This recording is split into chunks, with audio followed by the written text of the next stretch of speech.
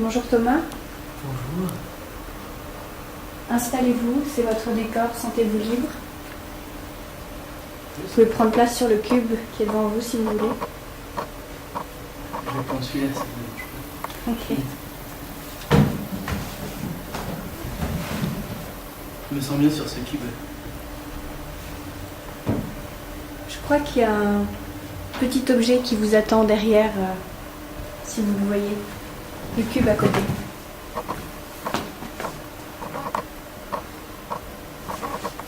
Tiens. Un œuf. C'est l'œuf qu'Arthur me donne pour raviver mes souvenirs en fait.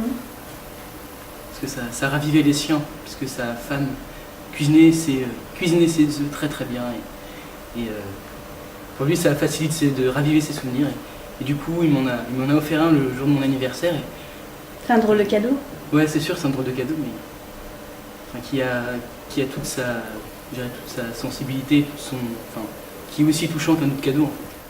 C'est le CD de John Mayer, qui est le chanteur et compositeur des deux musiques sur lesquelles nos comédiens dansent, puisqu'il y a deux chorégraphies importantes dans la pièce. Et ces deux chorégraphies-là, c'est moi qui m'en occupe justement. C'est génial parce que on est parti de pas grand chose, je dirais, et puis on est arrivé à un résultat assez intéressant. En tout cas, moi j'en suis très contente. Et c'est Dimitri qui a eu l'idée d'intégrer de la chorégraphie à la pièce de théâtre. Et oui, il m'a dit vas-y, fais-les danser et pars sur ça. Et donc du coup, on a travaillé pendant plusieurs semaines sur des chorégraphies et je suis vraiment ravie parce que le résultat est super.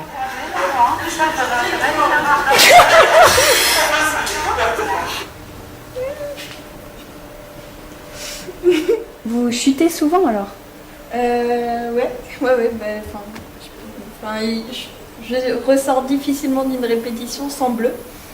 Mais vous, Miss Acacia aussi fait des chutes? Oui, mais elle, heureusement, c'est chorégraphié. Pourquoi elle fait des chutes, Miss Acacia? Elle a des raisons? Parce qu'elle voit pas très bien. Et en fait, elle ose pas mettre de lunettes parce qu'elle trouve qu'elle a une petite tête, et que du coup, elle ressemble à une bouche. C'est la robe de Miss Acacia, qui est donc la robe portée par Bérénice pendant toute la pièce. Parce qu'elle fait partie de... Je pense... c'est la seule à n'avoir qu'un costume pendant toute la pièce. Ce qui fait bien mes affaires. Donc la robe de Miss Acacia, que j'ai faite de mes blancs chemins, puisqu'elle est un petit peu particulière. Donc à trouver dans le commerce ou à trouver de la part d'un des élèves, c'est un petit peu compliqué. Et puis on voulait vraiment un rendu très, très aéré, très volubile. Donc voilà, cette petite robe qui a eu du mal à naître, puisque je ne suis pas couturière de formation, donc je me suis reprise à plusieurs fois pour essayer de lui donner l'effet qu'on voulait. Il faut qu'elle mette Bérénice exactement en valeur dans la proportion que vous peut-être désirez.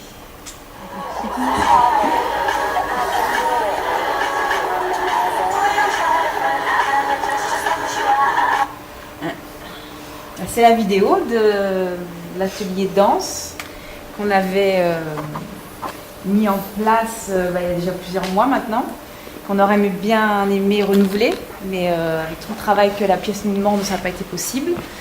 Et Dimitri m'avait dit voilà, on va commencer à travailler les chorégraphies, donc ce serait bien que tu puisses faire une petite heure, 1h30 de danse avec tous les comédiens, tous ceux qui travaillent sur le projet. Donc j'étais super contente du résultat parce que j'avais vraiment envie que ça leur plaise, j'avais vraiment envie que tout le monde s'investisse, et tout le monde s'est investi, tout le monde s'est mis à fond dans cette petite matinée.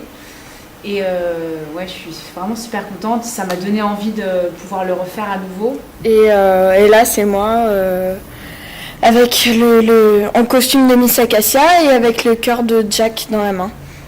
Comment ça, vous portez le cœur de Jack dans la main?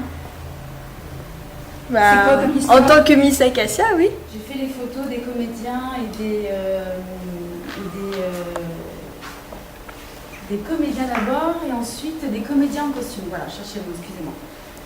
Et voilà, et après, Petit m'a quand même aidé aussi pour d'autres making-of, tout ça. Il y a David aussi qui s'en est servi. Et là, en ce moment, c'est marrant, je vois tous les comédiens qui essaient cet appareil photo. Donc c'est bien, du coup, maintenant tout le monde participe aux photos. C'était un beau moment pour vous? Ouais, très sympa.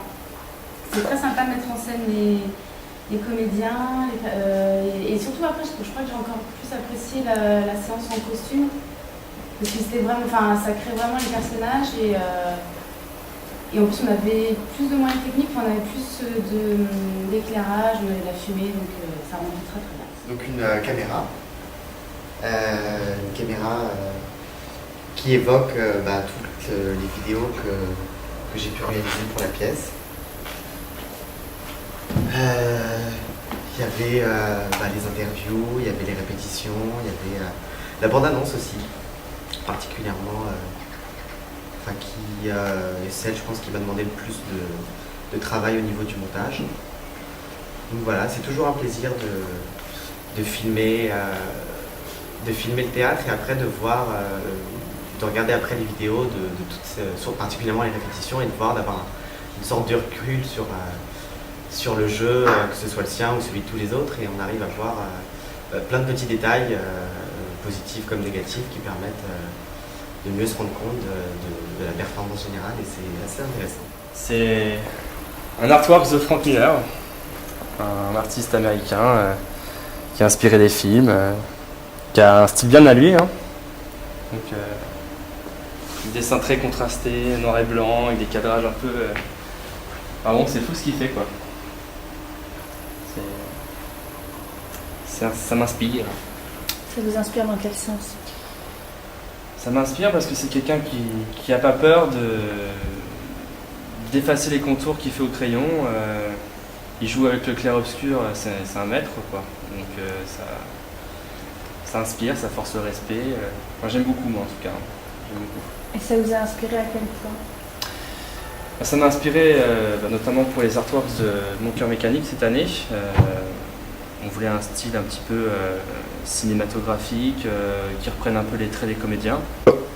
Vous voyez la porte juste à votre droite? Oui. Qu'évoque-t-elle?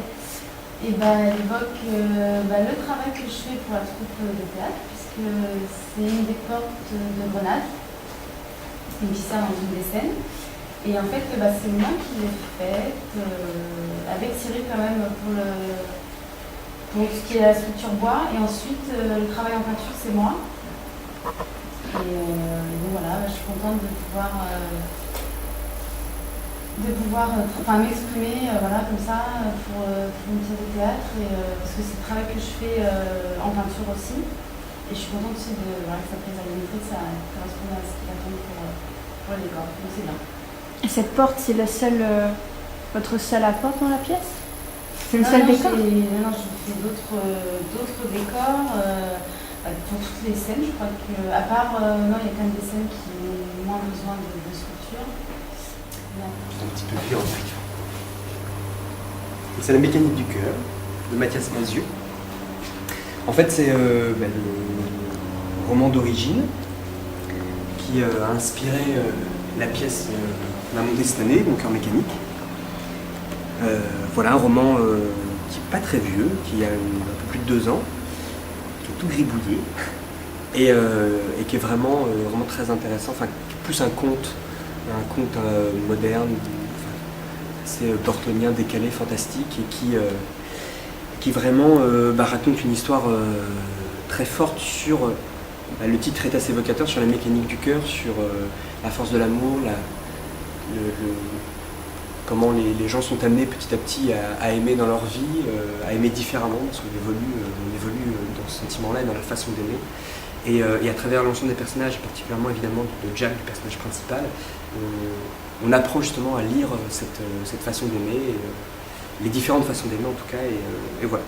Et qu'est-ce que vous a décidé ce livre-là plutôt qu'un autre à le mettre en scène? À vrai dire, après l'année dernière, après le dernier projet, j'hésitais entre différents autres projets. puis en fait, avant de quitter un peu l'univers décalé,